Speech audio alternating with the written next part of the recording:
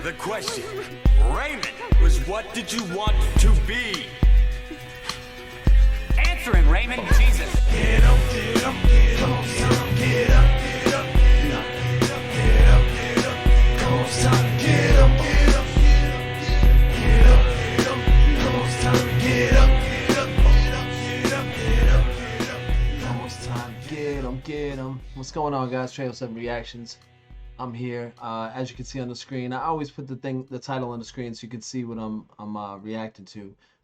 Right here, my last reaction video was a Tupac video, Tupac interview, and he was saying some things. If you look at my last video, you can watch that. But I found an Ice Cube interview. I was kind of speaking on the same things, and kind of like a couple other videos ago, a lot of artists are being criticized for the life that they portray, so to speak, or the acting that they do on screen, and if they take it out into reality, and if they're actually those people that they are on screen versus just providing entertainment, reporting the news, or giving you a perspective from, someone else's point of view. So it's only right. I just happened to stumble upon this interview, and he's talking about this. It is a 24-minute interview, so I'm not going to spend the whole time on it. I did start it at like 3 minutes, and I'll probably go for probably till about, I don't know. We'll see how far we go. But I'll probably get a comment on this, but I want to connect it to the previous interview with the Tupac thing, and see what you guys think. And comment below, let me know what you think about these things. I want to do some more interviews. If you find some interviews that you think I might like, or you want to hear my commentary on and what I might think, leave them below. Comment, let me know. We'll go from there. All right. And oh, you know what? Also, if you want to be in on a conversation with me, and you got like, yo, I got this video I want you to see, but like, I'll give you a call. We'll get on a Zoom and we'll actually record us commentating on that video. Like, I'm down. I want to do that. I'm not just trying to do this for me. I like to talk to people. I want to interact. If there was somebody else interacting with me while I was doing it, that'd be cool. You know what I mean? I'm down. That'd be so much fun. Anyway, let's get into this. This is a 1993 interview. Never seen before. Ice Cube in 1993 owns a reporter trying to diss black music artist. It's a pretty catchy title, but Ice Cube rarely interview. Let's go. Know the correlation that people are saying. They're saying that, okay, they sing about this stuff. They sing this gangster rap. They must be gangsters. Mm-hmm. Right? Well, I don't think Al Pacino's a gangster. And he does Scarface, and, so, why me? You take a person like, I just don't like the hypocrisy. You take a person like what they call him, Norman Schwarzkopf. He's responsible for way more deaths than Snoop Doggy Dogg is alleged to be responsible for. But he's a hero. So when is killing right? And when do we look at these people as heroes? These are our heroes in the street because they're brothers who are telling us the real deal when no one won't. The news media has their 7-minute skit on what's the real deal, and the rappers give you a whole hour on what's the real deal, and theirs are way more authentic than the ABC or any other networks put together. Now, authentic, yeah, that's a word that's been it's the last few years I've actually really dove into the word, what authentic means, and it doesn't real. It's interesting what authentic means, and what he's saying is like we're giving it to you raw, like everything we see, we hear, we're being authentic with everything that we're ingesting and putting out, right? And there's no doubt that they are, or he is being authentic. There are doubts though now. A lot of people that have been making, a lot of kids or younger artists making music, that there are doubts that those artists are being authentic, right? Because what they had seen for so long, they think is how they're supposed to be living, versus that being Ice Cube had said something about like you don't put your hand on the stove and think that it's just a bad experience because you learn that lesson, right? I don't think a lot of kids or a lot of people growing up have learned the lesson of the old hip-hop heads were trying to teach. You know what I mean? I think they just blew it up and made it more you know, of what the criticisms were versus taking the criticisms and being like, yeah, we're not going to try that. We'll do this, you know. But authentic, that's a big word. This is going to be. Is it authentic about all of Black America or just a segment of Black America? I mean, my concern is that white kids that are buying this stuff, a lot of the music reinforces negative stereotypes, that blacks are violent, that they disrespect women, that they kill each other, that they use bad language, and that's supposed to be the black reality. Well, Does that concern you? That's just a result that we don't have a lot of media outlets, because the white community is way more violent than the black community on a bigger level. You talk on black on black violence, look at Bosnia Herzegovina. You know, it's not a black face nowhere in there except in the UN.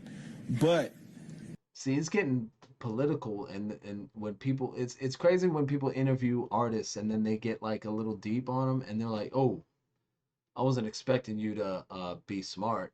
I was just thinking I was gonna be able to pin you down as this, and you're like basically like proving me wrong." you and white people disrespect their women. Now, I don't like how when you call one thing out, someone or will go to the, well, what about this, right?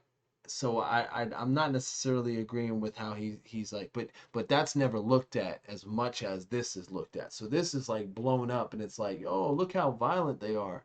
And but then you like want to do this, and it's all like, oh, well, that's what we have to do. We have to go to war, and we have to kill, and you know, so it's all justified on one side. And I think that's where he's going with that. I don't think he's saying like it's good for them, it's good for us, and I don't think that's what he's trying to say. On a bigger level than black people ever could do.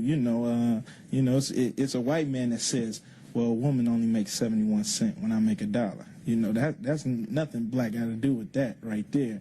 So the kids today are You talk about disrespecting women on like a level to the point where like they're not even like making the same amount of money as men. Like he's not just talking about like dissing a girl or treating her a certain way. He's going way past. really not concerned on really white people endorsing who we are. We're not concerned about that in 93. And I think that we really need to refocus as a community and could care less who looks bad upon us, you know, because it doesn't make a difference. White people have really never helped our situation. You know, matter of fact, they was founders in putting us in this situation. So their endorsement shouldn't matter in 1993. 93. He's basically saying like I don't give a shit what you think of me. Like this isn't for you, right? Her question was, what do you think about the 70% of the white community that consumes rap music? And he's just basically, I don't care how you take me. You consume my music, that's fine. You don't from my perspective, you don't understand it. You don't know where I'm coming from. It's really not, I don't care what your critique is of my commentary, right? It's pretty real, man. Like, and what Tupac said before that was like his is almost like a revenge thing. Like these kids are listening to my music and I'm writing their scripts. Like it's almost like a get back, where these kids are wanting to emulate what they see. On a deeper level, it's possible he might just have like an agenda to like, well, too fucking bad. Like it's crazy, but I mean that's a real thing. So you don't care what they think? Not at all. Not at all. What do you think the appeal of the music is to the 70% of the market that is white that buys it? The appeal is the reality of it. Everybody likes the truth. My bad. I got a little ahead. I had watched this part and I was like, oh, this will be a good one in interview. He didn't say that. She didn't bring that up yet, but I just did. So yeah, this is what she's talking about. The truth is good for your brain. And in a society that feeds you so many lies, which doesn't help you grow as an individual at all, this is uncut, raw truth, you know. Why do people watch Cops? You know, because they can see the truth. They don't want to see reenactments no more when this is showing you the real deal. Now this is back in 93 when everybody thought Cops was real. And come to find out, Cops is like just as fake as any other reality TV show, right? Setups and putting people on TV that probably didn't belong on TV, and putting cops in situations where they like have to make an arrest because they pulled them over and it's good for TV. And this is the situation rap music and other entertainment has gotten into. It's like what's good for TV versus, and this is what Tupac, the guy interviewing Pac, was talking about.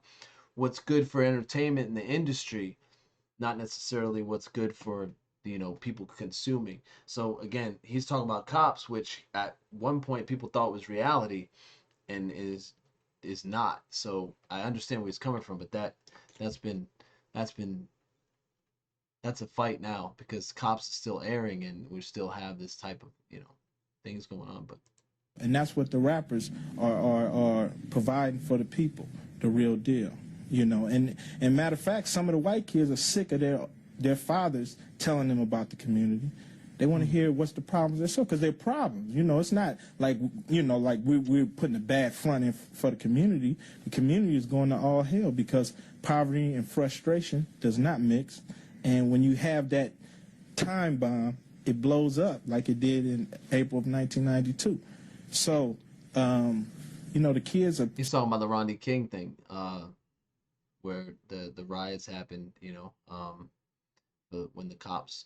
Yeah, and frustration and poverty and all that, and then you got cops involved in that, and you're surprised when this shit happens. We want to blame the community for it happening, but it's crazy. Starting to say, look, Pops, all that stuff you were saying, put this shit's funny. Watch this, what he says. That aside, we're becoming their heroes, and that's really why the media is in a frenzy. Because the white kids are taking Bon Jovi and all these clowns off their wall, putting up Ice Cube and Public Enemy, and then they're starting to listen to what we have to say. It's like these white kids are taking Bon Jovi and these clowns off the wall. I listen to Bon Jovi. I listen to Motley Crue. Then I listen to Ice Cube and Tupac. I was influenced by a lot of different kinds of music. I don't even want to necessarily say influence, because I would say like it had some kind of effect on me. But did, like music and entertainment, it does have an effect on you. You adopt and you borrow. It doesn't necessarily create you, though. I don't think what they're saying about how rap music is influencing kids to do this and that is exactly 100% accurate. But there is definitely some influence. You see it. Like I said, I think it's influenced, the old heads were like, yo, we had a message. And the new kids are like, well, this is what we got from it, and they're just doing whatever they're doing. Because it's not all on the gangster tip. A lot of it is really political, and that's where the problem stems. Yeah, the problem stems when it gets political. They want to get on the artist because now they have a voice. Like Tupac said, he said, I didn't have a record at all until I made a record. Then all of a sudden I'm a problem. Okay, I'm sinking it in. It's I'm listening. She took that all she thought she was gonna get him, and he explained something else, and she was like, "Okay, listen, watch." I have to say, because it's not all on the gangster tip. A lot of it is really political, and that's where the problem stems. Okay, I'm sinking it in. It's I'm listening. Good job, man. What about the issue of women? Women are denigrated, and we listen to that call-in show. A lot of women are really upset, and I go into the high schools, and young girls resent being called bitches when they walk down the hall like this is cool, right? Because these guys want to emulate you all. And well, my answer on that is that I only call them how I see them. If you come to me like a man, like when you walked in, I said, how you doing? Man. Or you come to me like a sister, I'm going to say, how you doing, sister? But if you come to me another way, I have to speak on that too. I don't also only speak on the women that influence the community, because sex influenced this community, It's why everybody want that Benz, so they can have the girls look. So I have to speak on that, but I also speak about the brothers that influence the community and call them suckers if they act like it, And my philosophy is you throw a rock in a pack of dogs, and the only one hollers the one that got hit. what does that mean? Woo! Hit dog gonna holler. I've heard that before so many times, man. Like, yeah, yeah. If you're guilty or you feel some type of way about it, you're probably the one. So she's like, what does that mean? Like, he put it pretty simply. You throw a rock in a pack of dogs, the only dog that's gonna squeal is the one that's got hit. And she's like, what does that mean? I want to hear what she means. We're coming up on 15 minutes. I don't want to go too much longer, but I want to hear what she has to say, how she didn't understand that. I'm gonna say, how you doing, sister? But if you come to me another way, I have to speak. I mean, it's basically saying, I'm gonna call you out whether you're a male or female, doesn't matter. Like, if you're being a B, then that's what. And if you're being this, and I'm that's with that. And he said, if a dude's being a sucker, I'm gonna call him that too. And then you see how he's laughing, and he goes, almost like a Kanye laughing, but I'm serious. Like Kanye's like, ha ha ha, like real serious. Speak on that too. I only speak on the women that influence the community, because sex influenced this community. You know, it's why everybody want that Benz so they can have the girls look. So I have to speak on that, but I also speak about the brothers that influence the community and call them suckers if they act like it. You know, and my philosophy is, you throw a rock in a pack of dogs, and the only one hollers the one that got hit. What does that mean? That means if you hit by something I say, you're the only one that's hollering. But if you're not hit, you don't holler. So evidently, in my records, they see themselves and they say, wait a minute, that's not right. That's not right. But the ones that don't see themselves say, oh, he ain't talking about me. They ain't talking about and me. And if you see yourself in my records, you definitely better check yourself before you wreck yourself. Oh, man. Like, I think he could have done a better job explaining that, but at the same time, like, yeah, if it hits, it hits. If it lands, it lands. If it don't, it don't. Like, I'm not gonna keep defending it. You hollering about it, it might have something to do with you, not me, you know? That's not right. But the ones that don't see themselves say, oh, he ain't talking about me. He ain't talking about me. And if you see yourself in my records, you definitely better check yourself before you wreck yourself. She's laughing. That's your song? Definitely. That's your song. That's check yourself before you. Yes. Okay, now that's supposed to be a positive rap song, right? It is a positive rap song. Okay, why is it positive? Because you check yourself before you wreck yourself. If you're doing something crazy, you need to check the way you're doing it before you end up behind doors or in the ground. Yeah, and I think what's crazy is that people want to expect positive records to be like this, like kumbaya, like we're gonna uplift and talk. That's definitely a positive record. What he's talking about is teaching lessons, like, right? And I don't think they're on the same page as far as what a positive message is.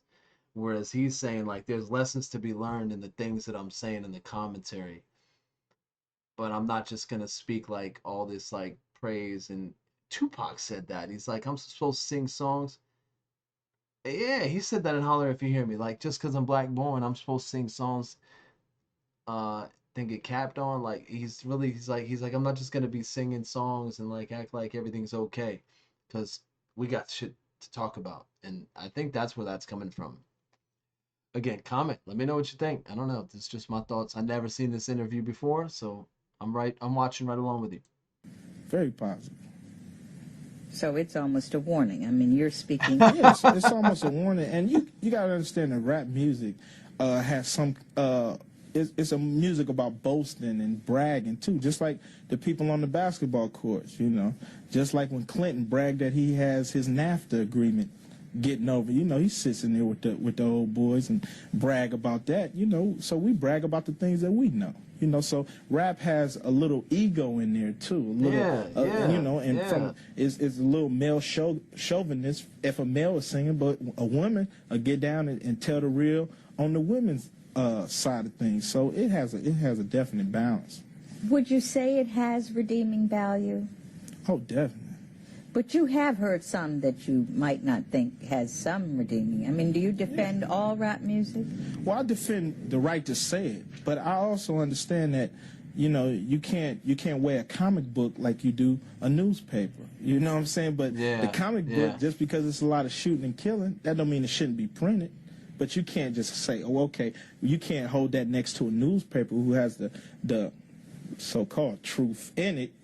about the stories. You can't weigh them together. It's two different denominations. This is entertainment and yeah, but it's almost a conflation though, because like when you're saying it's entertainment, but then you're saying it's political. So like, you know, Denominations of rap music, just like there's two denominations of Christianity, or a few or several of religions. You know, everything is not the same. Right. So you can make distinctions between good stuff, And stuff. silly stuff, Yeah, bad stuff.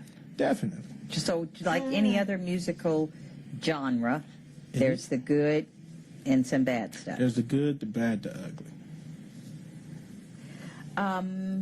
What do you think about the efforts to stop playing it on the radio?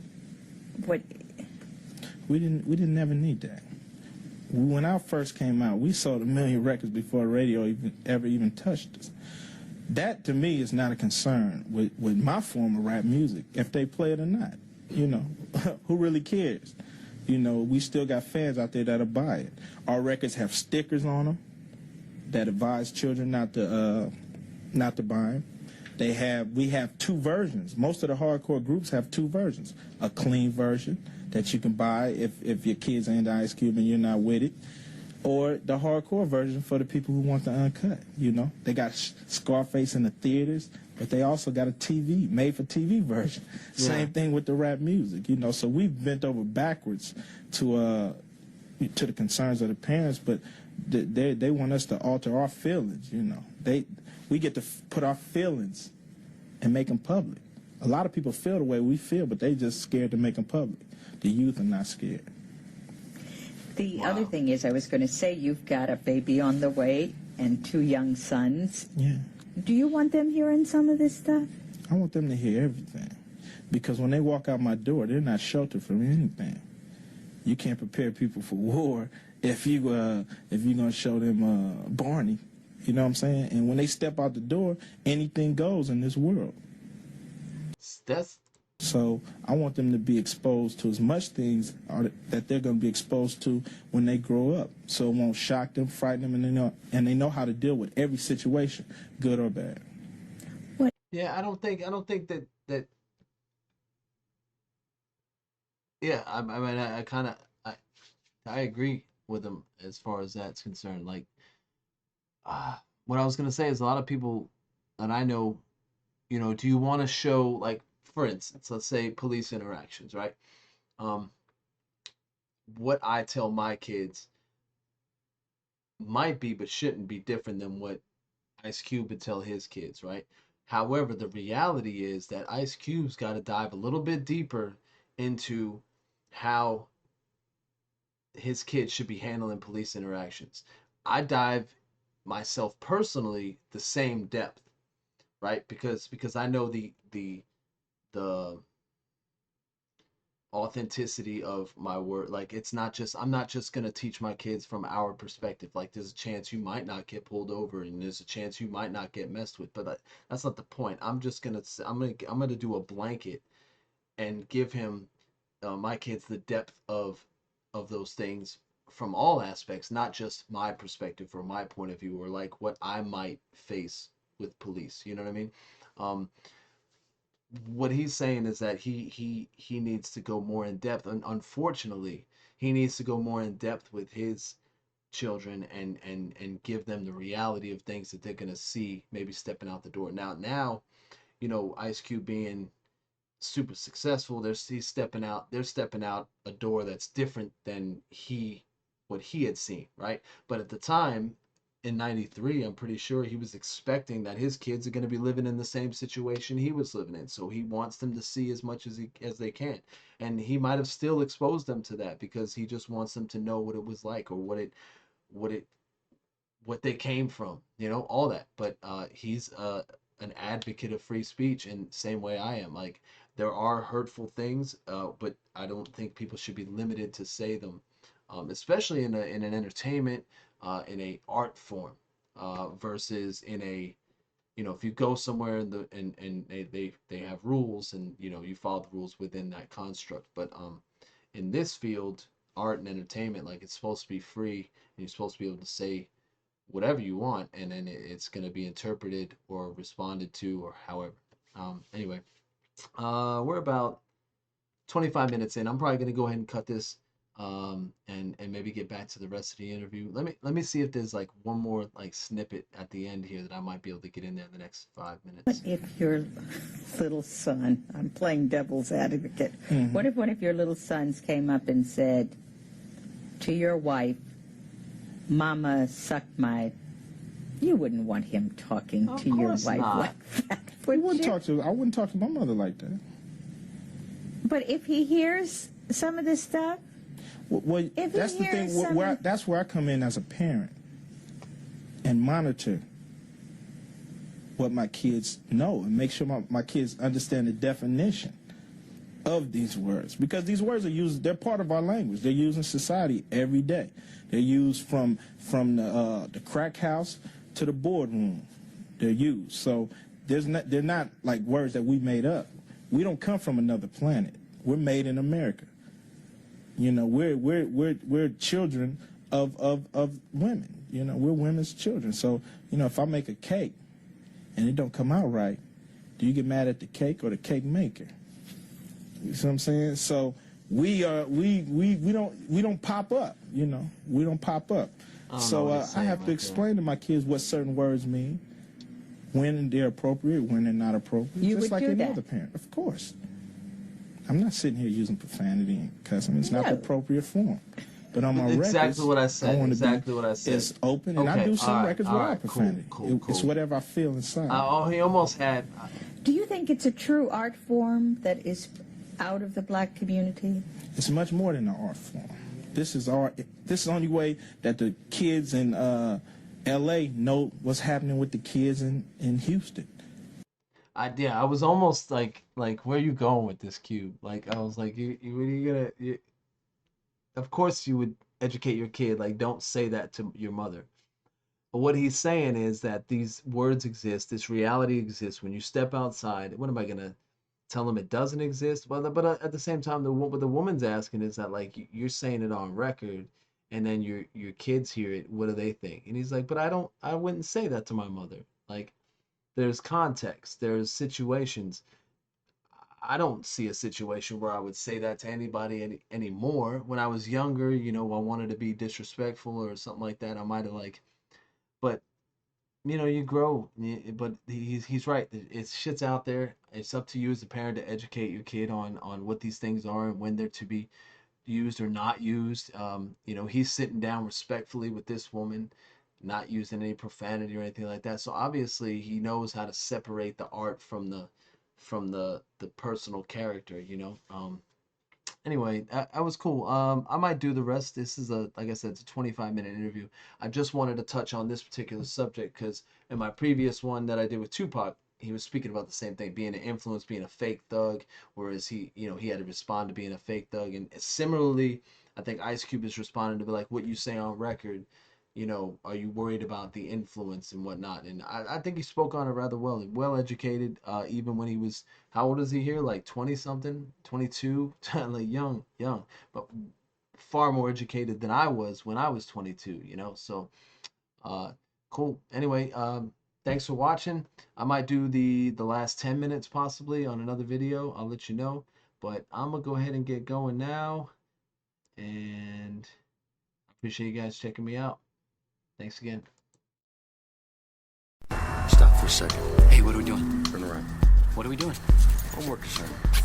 What kind of homework assignment? Hey, is that a gun? Please. On a long enough timeline, the survival rate for everyone drops to 0. Would you rather be dead? No. Would you rather die here? No. What did you want to be, Raymond K. Hessel? The question, Raymond, was what did you want to be?